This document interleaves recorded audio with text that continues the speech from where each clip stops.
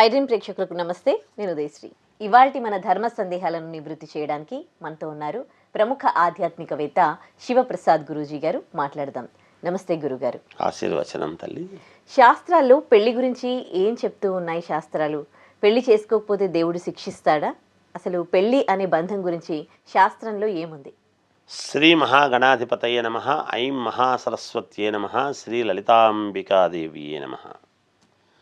వివాహ వ్యవస్థ పెళ్లి చేసుకోకపోతే దేవుడు శిక్షిస్తాడా, చేసుకోకపోతే శిక్షిస్తాడు అనేటువంటిది ఏమీ ఉండదు.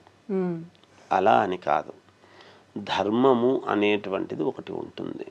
నేను ధర్మబద్ధముగా జీవిస్తున్నాను అనడానికి ఈ ధర్మార్థ కామ మోక్షాలు అనేటువంటివి కావాలి అనుకుంటే ప్రతివాడు మోక్షదాయకుడు కావాలి అనుకున్నప్పుడు వివాహం చేసుకోవాలి. వివాహ వ్యవస్థ వల్లనే ఆశ్రమ ధర్మాలు అనేటువంటివి ఉంటాయి. వర్ణాశ్రమ ధర్మాలు ఏమిటి? చేసుకోకపోతే మనిషి జీవించలేమా, ఉండలేమా అని అనుకోవచ్చు. చేసుకోకుండా ఉండేవాళ్ళు కూడా ఉన్నారు. కానీ స్త్రీ పురుషుల యొక్క సృష్టి కార్యము అనేటువంటి దానివల్ల అదొక మహా కార్యము అని చెప్పారు శాస్త్రములో. ఆ మహాకార్యము వలన లోకానికి ఉపయోగపడేటువంటి మహానుభావులు పుట్టే అవకాశము ఉంటుంది. ప్రపంచాన్ని తీర్చిదిద్దగలిగినటువంటి మహనీయులు పుట్టేటువంటి అవకాశం ఉంటుంది. ఈరోజు స్వామీజీలు కావచ్చు, పీఠాధిపతులు కావచ్చు, రాష్ట్రాన్ని ఏలేటువంటి నేతలు కావచ్చు, దేశాన్ని పరిపాలించేటువంటి నేతలు కావచ్చు, వీళ్ళందరూ ఎక్కడి నుంచి వచ్చారు? ఒక తల్లి తండ్రి కలయిక వల్ల. మరి అటువంటి సృష్టి కార్యాన్ని ఆపేయడం అనేటువంటిది తప్పు కదా, మహానేరం అవుతుంది. ఆపకూడదు. మరి యతీశ్వరులు, సన్యాసులు మరి వాళ్ళందరూ ఆపుతున్నారు కదా, వాళ్ళు ఆపుతున్నారే అని అనుకోవచ్చు. అనుకుంటే నేనేమంటానంటే అమ్మ, ఎప్పుడూ కూడా వాళ్ళకంటే కూడా జీవన గమనములో ఉండేటువంటి వాళ్ళు, తరించేటువంటి వాళ్ళు గొప్పవాళ్ళు. ఎందుకు గొప్పవాళ్ళు అవుతున్నారు అంటే వీళ్ళ వలన లోకానికి ఉపయోగపడేటువంటి వ్యక్తులను ఇచ్చారు. వాళ్ళను కన్నది కూడా ఒక తల్లి తండ్రే. కానీ వాళ్ళు వాళ్ళతోనే అక్కడికి సృష్టి కార్యం ఆపేస్తున్నారు. ఆ ఆపేయడం వలన ఏమవుతుంది అంటే వాళ్ళు ఎంతవరకు దాంట్లో ఉండాలనో అంతవరకే ఉంటున్నారు. వాళ్ళ యొక్క నిర్ణయం. మేము దైవములోకి ఐక్యమవుతాము, మేము దైవాంశ సంభూతలము అనేటువంటి పదం వరకు వస్తున్నారు. కానీ ఈ సృష్టి కార్యము వలన దేవుడైన వాళ్ళు ఉన్నారు. మరి మనకు చరిత్రలు ఏం చెబుతున్నారు? రాముడు కూడా ఒక తల్లి తండ్రి గర్భములో పుట్టినవాడు కదా, మరి దేవుడైనాడు కదా. అవును కదా. మరి అలాంటి దేవుడైనటువంటి వాళ్ళు ఉన్నారు కదా సృష్టి కార్యము వలన. సృష్టి కార్యము జరగకపోతే రాముడు పుట్టేవాడా, కృష్ణుడు పుట్టేవాడా? దేవుళ్ళు అనేటువంటి పదం వరకు వెళ్ళారు కదా. మరి సృష్టి కార్యము ఆపేసి నాతోనే వద్దు అన్నవాడు దేవుడు ఎవరు కాలేదు. స్వామీజీలు అయి ఉండొచ్చు, పీఠాధిపతులు అయి ఉండొచ్చు, మఠాధిపతులు అయి ఉండొచ్చు. అందుకోసం వివాహం చేసుకోవాలి. లోకాన్ని ఉద్ధరింపబడేటువంటి వాళ్ళు పుట్టడం కోసం చేసుకోవాలి. దేశాన్ని కాపాడగలిగినటువంటి నాయకులు ఎందరో మహావీరులను కన్నా తల్లులు ఉన్నారు. వాళ్ళందరూ ఎక్కడి నుంచి వస్తున్నారు? ఒక సృష్టి కార్యం వల్ల వస్తున్నారు. దేశాన్ని నడపగలిగినటువంటి వాళ్ళు పుట్టాలి అంటే సామాన్యమా? అందుకనే క్షేత్రము కానీ బీజము కానీ గొప్పదై ఉండాలి, మహానుభావులై ఉండాలి. వాళ్ళ కడుపున ఎటువంటి అద్భుతమైనటువంటి ఒక లోకానికి ఉపయోగపడేటువంటి వ్యక్తిని కన్నావు తల్లి అని ఆ తల్లిని అందరూ కూడా మెచ్చుకోవడానికి అవకాశం ఏర్పడుతుంది. నేను స్వామీజీలను, పీఠాధిపతులను, మఠాధిపతులను కానీ లేకపోతే యతీశ్వరులను కానీ నేను తక్కువ చేయడం లేదు. కానీ యతీశ్వరులుగానే ఉండిపోతున్నారు వాళ్ళు. అంటే మానవాతీత శక్తులు మానవులకు కొంచెము అతీతముగా దైవ అంశ సంభూతులుగా ఉంటున్నారు, కానీ దైవాలు కాలేదు. కానీ మరి మానవ రూపము దాల్చినటువంటి మానవ రూపంలో ఉండేటువంటి క్షత్రియ వంశంలో పుట్టినటువంటి దశరథ మహారాజుకు కౌసల్యాదేవికి దేవుడే పుట్టాడు.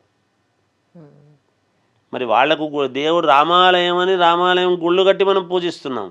దశరథ మహారాజుకు కానీ కౌసల్యాదేవికి కానీ గుళ్ళు బట్టి మనం పూజించడం లేదు. ఎందుకు? వాళ్ళు మానవులకైనా దేవుడు పుట్టాడు కాబట్టి దైవంగా ఆరాధిస్తున్నాం. అటువంటి లోకోద్ధరులను కన్నారు అంటే దేనివల్ల? సాంసారిక జీవితం వల్ల. కనుక సాంసారిక జీవితం అనేటువంటిది చాలా గొప్పది. స్త్రీ హృదయము అట్లాగే ఉండాలి, పురుషుడి యొక్క హృదయము అట్లాగే ఉండాలి. ఈమె నా సహధర్మచారిణి, అర్ధాంగి, ధర్మపత్ని. ఈ పదాలన్నీ ఎందుకు వచ్చాయి? ఇవన్నీ ఎక్కడి? ఒక్కొక్క పదం మన భారతదేశంలో మనం మాట్లాడుతూ ఉంటే షీ ఈజ్ మై వైఫ్ అని ఇంగ్లీష్లో వాళ్ళు చెప్తారు. కానీ మనము నా ధర్మపత్ని, నా సహధర్మచారిణి, నా భార్య అని ఇలాంటివన్నీ కూడా మనం పలకడానికి గొప్ప పదాలు ఆ స్త్రీమూర్తికి. అందుకని వివాహం చేసుకోవాలి. వివాహం చేసుకోవటం వలన లోకానికి ఉపయోగపడేటువంటి మహానుభావులు, నారీమణులు, ఆడవాళ్ళు కూడా ఎంతోమంది పుట్టారు కదా. యుద్ధాలు చేసి దేశాన్ని కాపాడుకున్నటువంటి ఝాన్సీ లక్ష్మీబాయి, ఒక సరోజినీ నాయుడు, ఇందిరాగాంధీ, ఎవరు చాలామంది ఉన్నారు కదా. ఎంతోమంది మహానుభావురాళ్ళు చాలామంది ఉన్నారు కదా ఆడవాళ్ళు. అంటే ఈ రోజుల్లో మీరు చెప్పింది మాట్లాడుకుంటే పిల్లల్ని కనడానికి పెళ్లి చేసుకోవాలి అన్నట్ట. అమ్మ నేనేమంటానంటే ధర్మబద్ధంగా కనాలి అంటే పెళ్లి చేసుకోవాలి. ఎలాగైనా కంటామనడానికి దానికి పెళ్ళే అనేది నేను అవి మాట్లాడను. మాకు కొన్ని ఉంటాయి కదా పద్ధతులు. ఒక ధర్మము అనేటువంటిది నేనేం చెప్పా, ధర్మార్థ కామ మోక్షాలను పొందాలి అంటే నేను మొదట్లోనే ఆ పదాలు వాడా. అంటే ఈ రీసెంట్గా ఒక సెలబ్రిటీ డాటర్ కొన్ని కమెంట్స్ చేశారు. ఏంటంటే ఇవి రెండు మనసుల కలయిక పెళ్ళి అని అంటే దానికి నేనేం పెళ్లి చేసుకోను, పెళ్లి చేసుకోవాల్సిన అవసరం లేదు, దానికి నేను పెళ్లి చేసుకోకుండానే పిల్లల్ని కంటాను అని ఆవిడ మాట్లాడింది. ఒక సెలబ్రిటీ డాటర్ అన్నమాట. సో దీనిపై మీ కమెంట్స్ ఏంటి? అమ్మ నేనేమంటానంటే తల్లి, పిల్లలను కనాలి అనుకుంటే పెళ్ళే చేసుకోవాలనేది ఏమి లేదు. పిల్లలను కనాలి అనుకుంటే కాదు, ఒక ధర్మబద్ధంగా ఒక పద్ధతిగా కనాలి అని అనుకున్నప్పుడు ఒక విధానం ఉంటుంది. మరి ఇట్లాంటి వాళ్లకు పుట్టినటువంటి వాళ్ళు గొప్పవాళ్ళు కారా అవుతారా అనేటువంటిది కాలం చెప్పాలి. నేను దాని గురించి మాట్లాడాను. ఎందుకంటే మనకు శాస్త్రాలు ఏం చెప్పాయి? మీరేమన్నారు? దేవుడు శిక్షిస్తాడా చేసుకోకపోతే అంటే? ఖచ్చితముగా ఏ విధముగా డబ్బు సంపాదించటం అనేటువంటిది, ఉద్యోగం చేస్తేనే డబ్బు సంపాదిస్తున్నామా? దొంగతనం చేసి కూడా డబ్బు సంపాదించవచ్చు కదా. ఉద్యోగం అంటే చదువుకొని ఫలానా వ్యక్తికి నేను వాడి క్యాపబిలిటీగా ఇచ్చాను అన్నప్పుడు సంపాదిస్తారు. దొంగతనం చేస్తే 5 నిమిషాల్లో వస్తుంది.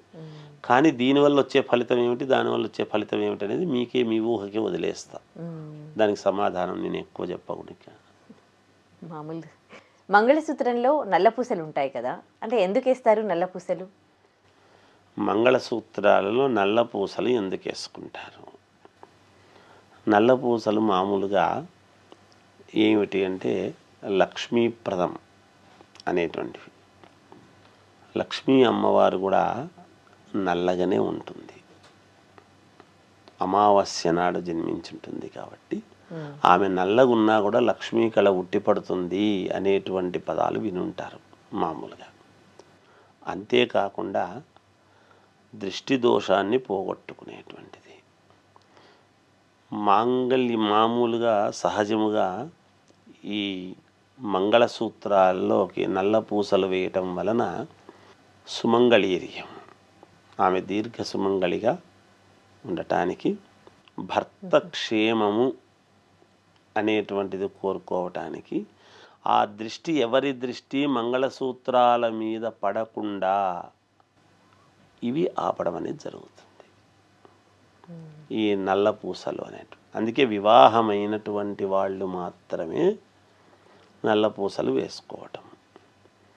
ఎందుకు అంటే భర్త యొక్క యోగక్షేమాలు, అతని యొక్క పంచప్రాణాలు ఆ మంగళసూత్రము అనేటువంటి సూత్రధారణ అనేటువంటిది చేసినప్పుడు మంత్రోచ్చారణలో చెప్పి చేయించడం జరుగుతుంది. ఉమ్, అలా చేసినప్పుడు వాటికి భద్రతగా ఆ మంగళసూత్రాలు భద్రత ఎప్పుడు అంటే నల్ల పూసలలో ఉన్నప్పుడే భద్రత. మరి చాలామంది బంగారు సరుడు అని వేసుకోవడం చేయడం చేస్తున్నారు. అందుకే అలా మన సౌకర్యం కోసం మన వాళ్ళు వేసుకుంటున్నారు. కానీ శాస్త్రము చెప్పబడిండేటువంటిది మాత్రము నల్ల పూసలు అనేటువంటి వాటితోనే చేయాలి. పైగా నీలలోహిత అమ్మవారు అని ఉంటుంది. నీలలోహిత అమ్మవారు మనం మామూలుగా నీలలోహిత కిరణాలు అని మనం మాట్లాడుకుంటూ ఉంటాం. ఉమ్, అక్కడ దీర్ఘ సుమంగళి అనేటువంటి పదానికి ప్రతీక నల్ల పూసలు. ఉమ్, అందుకనే ఒకవేళ భర్త లేని వాళ్ళు ఖచ్చితంగా నల్ల పూసలు వాడరు.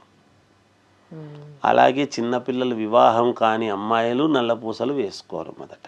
ఉమ్, అంటే దాని అర్థం ఏమిటి? దానికి నిత్య సుమంగళీర్యం.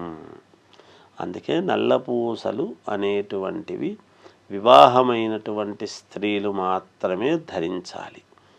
అది వివాహం అవుతున్నప్పుడు ఒక ముత్తైదువ ద్వారా నల్ల పూసలు కూర్చి మంగళసూత్రం అందులో పెట్టి చేసి పూజ చేసి చేయించి కట్టిస్తారు. ఉమ్, వాస్తవానికి ఇప్పుడు చాలామంది ఏం చేస్తున్నారు, కనీసం అంటే ఒక 2-3 అటువైపు ఇటువైపు కొంచెం నల్ల పూసలు ఉండేటివే కట్టిస్తారు. సహజంగా ఇప్పుడు ఏమవుతున్నది అంటే ఉత్తది మాత్రమే బంగారుది తీసుకొని కట్టడం జరుగుతోంది. ఉమ్, అలా ఎవరు తోచిన వాళ్ళు చేస్తున్నారు ఆ పని.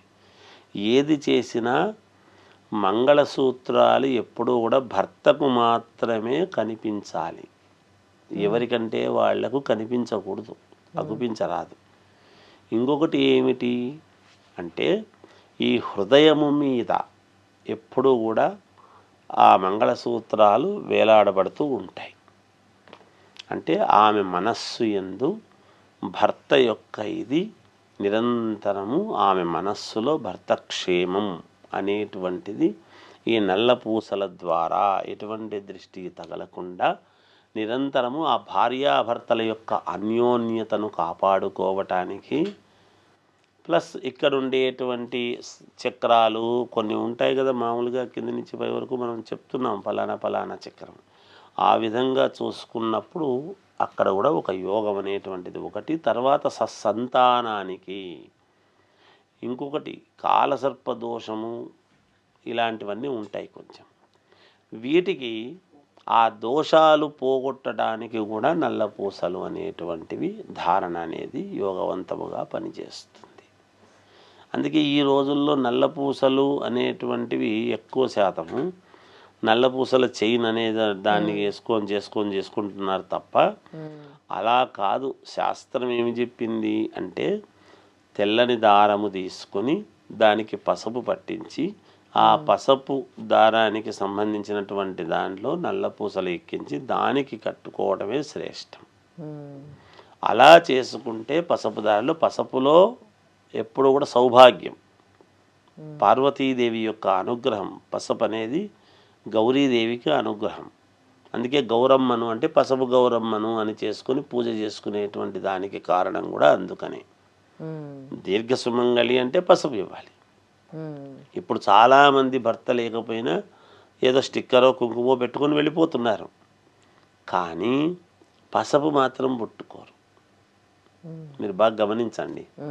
పసుపు దంచుతున్నామంటే కూడా వాళ్ళు దూరం ఉండడం కానీ పసుపు మాత్రం ముట్టుకోలేరు. మిగతాటివన్నీ చేస్తారు కానీ పసుపు ముట్టుకోరు. ఎందుకు అంటే పసుపు గౌరీదేవికి ప్రతీక. పసుపు నుంచి తయారై ఉండేటువంటిదే కుంకుమ. పసుపులో నుంచి వచ్చింది కుంకుమ. కనుక ఈ పసుపు ఎప్పుడైతే పసుపు తాడు అనేటువంటిది ఉంటుందో దాని ప్రాధాన్యత దాంట్లో నల్ల పూసలు అనేటువంటివి ఉండి భర్త క్షేమము అనేటువంటిది నిరంతరము ఆమె హృదయంలో భర్త యొక్క శ్రేయస్సు కోరుకోవడానికి అన్యోన్య దాంపత్యానికి ప్రతీక నల్ల పూసలు. ఇవాటి రోజున అందుకనే అన్యోన్య దాంపత్యము అనేటువంటిది లేకపోవడానికి గల కారణం కూడా ఏమి అంటే నల్ల పూసలు ఎవరి మెళ్ళల్లోనూ ఉండవు, బంగారు చైన్లు ఉంటాయి. నేను ఎవరిని తప్పుపట్టడం లేదు తల్లి. మీరు ప్రశ్న అడిగినప్పుడు ప్రశ్నకు తగిన సమాధానము శాస్త్రంలో ఏదుందో అది చెప్పటము నా ధర్మము కాబట్టి నేను తెలియజేస్తున్నాను. ఎందుకు అంటే అన్యోన్య దాంపత్యానికి ప్రతీక నల్లపూసలు. అందుకే పూర్వము వాళ్ళు నల్లపూసలు ఎంత బంగారు నగలు ఒంటి మీద వేసుకున్నా మీరు అంతెందుకు, మనం ఒక అమ్మవారి ఫోటో చూస్తున్నా ఫోటోలో అమ్మవారు కూడా నల్లపూసలు వేసుకొని ఉండేదే ఉంటుంది. నాకు ఒక చిన్న డౌట్, ఇది నా పర్సనల్ డౌట్, నేను అడుగుతున్నాను. అంటే భర్త బాగుండాలని భార్య నల్లపూసలు మంగళసూత్రం వేసుకుంటుంది. భార్య గురించి భర్త ఏం ధరిస్తాడు? భర్త ధరించాలి అనేటువంటిది ఎక్కడా లేదమ్మా. అంటే భార్య బాగుండాలని భర్త కూడా ఇప్పుడు ఆమె ఇద్దరి యోగక్షేమము ఆమె తీసుకుంటూ ఉన్నది. శక్తి ఆమె స్వరూపము. ఎప్పుడు కూడా ఇంట్లో శక్తి, ఇంటి ఇల్లాలు అని అంటే అర్థం ఏమిటి? ఇంటికి ఇల్లాలు దీపం లాంటిది అంటే ఏదో రోజు దీపం వెలిగిస్తుందని కాదు దాని అర్థం. భర్త యొక్క క్షేమము, తన క్షేమము అన్నీ తానే కోరుకుంటూ ఉన్నప్పుడు సర్వము భరించేటువంటి వాడు భర్త. ఆమె ఏది అనుకున్నా దానికి సరే అనేటువంటి పదము తప్ప ఇంకొకటి రాకూడదు భర్తకు ఎప్పుడు కూడా. ఆమె అంత లేనిదే, అంత దూరం ఆలోచన లేనిదే ఏది చెయ్యదు అనేటువంటి ధోరణితో చేస్తుంది. పెళ్లినాడు చేసేటువంటి ప్రమాణాలలో ఏముంటుంది అంటే ధర్మార్థ కామ మోక్షముల యందు నీ చేయి నేను వీడను అంటే ధర్మము యందు కానీ అర్థము సంపాదనలో కానీ భార్యకు తెలియకుండా సంపాదన ఖర్చు పెట్టడం కానీ వచ్చింది ఇంత వచ్చింది అని చెప్పకుండా దాచడము కానీ అవన్నీ ఉండరాదు. ఎలా సంపాదిస్తున్నాను ఏమిటి అనేటువంటివి ఇవన్నీ కూడా ధర్మ అర్థ కామ్యం కోరికలు. ఎటువంటి కోరికలు? ధర్మమైనటువంటి కోరికలు. భార్యతో పాటి పంచుకోవాల్సినటువంటివి ఏదైతే ధర్మమో అవి పంచుకోవాలి. ఇవన్నీ భర్త చేయవలసినటువంటివే. భర్త ఏం చేస్తాడు అనేటువంటిది కాదు. భర్త తాళి కడుతుండేటువంటిది భర్తనే. ఆ కడుతుండేటువంటి దాని వల్లనే కదా కొన్ని చోట్ల ఏమి ఉపయోగము, కొంతమంది ఏదో తాగి ఎటువంటి ఉపయోగము లేకుండా స్త్రీమూర్తికి ఈమెనే కష్టపడి పిల్లలను పెంచుకొని పెద్ద చేసి ఇంత చేసిన తర్వాత పిల్లలు ఒక ప్రశ్న అడుగుతారు కొన్ని సందర్భాలు. ఏమిటి ఆయన వల్ల నీకు ఉపయోగము? ఊరికి ఆయనకు తిండి పెడుతున్నావు, మొదటి నుంచి నువ్వే కష్టపడుతున్నావు కదా, నీకేమి లాభము అంటే ఈ సుమంగళీర్యం అనేటువంటిది ఆయన వల్ల వచ్చింది కాబట్టి ఆయన క్షేమం నేను కోరుకుంటాను అంటుంది. స్త్రీకి ఔదార్యం ఎక్కువ, నిబ్బరం ఎక్కువ. అందుకే భూమాతతో పోల్చినటువంటి కారణం సహనం ఎక్కువ. ఇవన్నీ కూడా భరించేటువంటి శక్తి కూడా స్త్రీకి ఎక్కువ తల్లి. అందువల్ల స్త్రీ పాటించేటువంటివి ఎక్కువ ఉంటాయి. ఆయన ఏం చేస్తాడు అంటే ఆయన చేత చేయించేటువంటిది కూడా స్త్రీనే. కాబట్టి అన్యోన్య దాంపత్యానికి ప్రతీక. సరే, ఈ రోజుల్లో పురుషుడు కష్టపడి తేవడము, స్త్రీ ఇల్లును చక్కదిద్దుకొని ఇంట్లో ఒక పద్ధతిగా పిల్లలను పెంచడము చేయటము, లోకాన్ని ఉద్ధరించేటువంటి పిల్లలను కనాలి అనేటువంటి తపనతో చేసుకుని తీర్చిదిద్దడము. ఏదో పుట్టాము అందరిలాగా మనం కూడా అని కాకుండా నా కొడుకుని ఎలా తీర్చిదిద్దాలి, నలుగురిలో నా కొడుకు ప్రయోజకుడు అన్నంత భావనతో ఉండాలి అనే తపనతో ప్రతి తల్లి తీర్చిదిద్దుతుంది. అంతే కదమ్మా. అవన్నీ చేయగలిగినటువంటి శక్తి స్త్రీకి ఇచ్చినాడు. అందుకే గృహే గృహే శక్తి.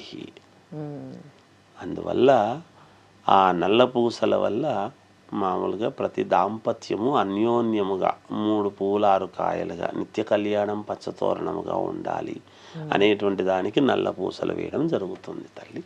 ధన్యవాదాలు గురుగారు. జయోస్తు. And for more videos, please subscribe to iDream channel. Subscribe to iDream Media. Please subscribe to iDream. Please subscribe to iDream. Please subscribe iDream. And please subscribe to iDream. For more videos, subscribe to iDream. please like, share and subscribe to the channel. Congratulations, iDream. Subscribe to iDream. Subscribe to iDream.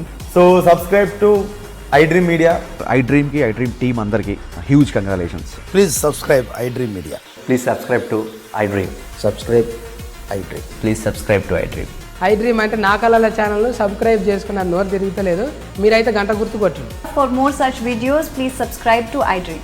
Subscribe to iDream. Please subscribe to iDream. Please subscribe iDream Media. Please do subscribe to iDream. Please subscribe to iDream Media. For best entertainment and information, please subscribe iDream. And don't forget to subscribe to iDream.